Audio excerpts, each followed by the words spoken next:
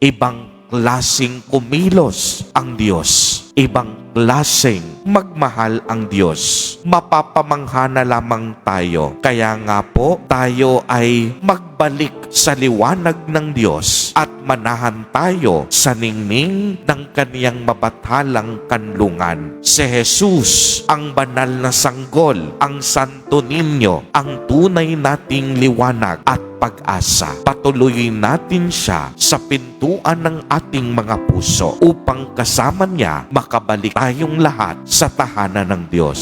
Tatandaan natin, hindi tayo mapapabilang sa tahanan ng Diyos kung hindi tayo magkakaroon ng pusong katulad ng isang bata. Pusong marunong magpakumbaba, pusong marunong makinig, at pusong marunong magtiwala. Amen. Purihin at dakilain natin ang ating Panginoon, ang mahal na poong Jesus Nazareno.